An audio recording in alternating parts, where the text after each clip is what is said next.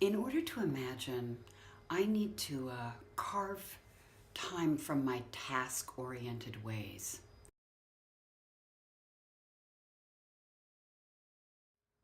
Open spaces, ideally prairie or fields, tend to allow my mind the space to muse or expand. In Advent, we're talking about a radical break in history. Something that was not possible is now possible. The birth of a child. The birth of a world. The first photo is the view that I get of my daughter Antonia. Most mornings, she makes quite a fuss until we open the blinds and she can look out the window.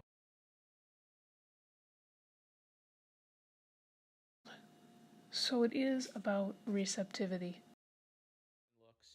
The other photo is my dog, who spends much of the day doing the same thing. The obvious thing to say about these pictures is that we could speculate about what they're looking at and how excited they are.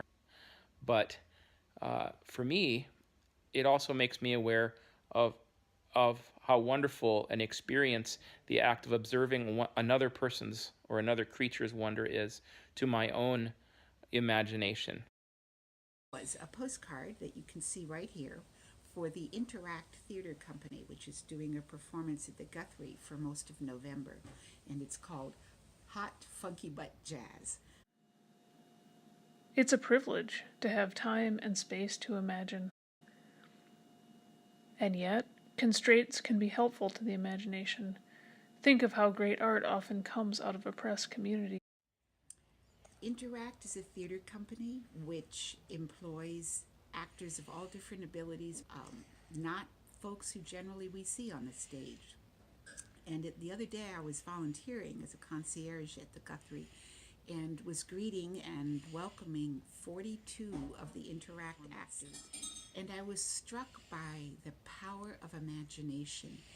The imagination of the founders, including Kevin Kling, who's a well-known local actor, the imagination of parents and family who were not willing to accept necessarily the limitations of their young people, the imagination of the actors themselves.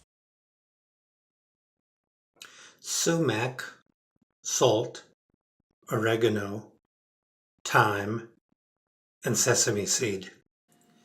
If we imagine what is possible instead of what isn't possible, that can be revolutionary. Together, these spices create za'atar, and they prompt me to imagine what they smell like and what they taste like. And they are bigger together than they are individually.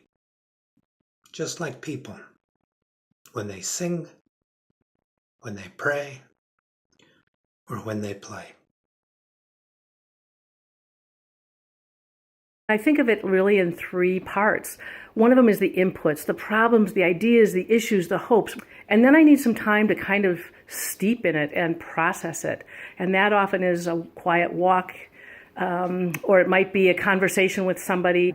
And then the last one is to design it. And that's still imagination for me. It's like making some sense and making some order out of things. Advent begins on December 2nd this year. Our theme is Imagine, and the worship team is collecting your photos. There are just two rules. First, we want the images to be close-ups, and second, we hope they reveal your viewpoint on something that sparks your imagination, that helps you see or think differently.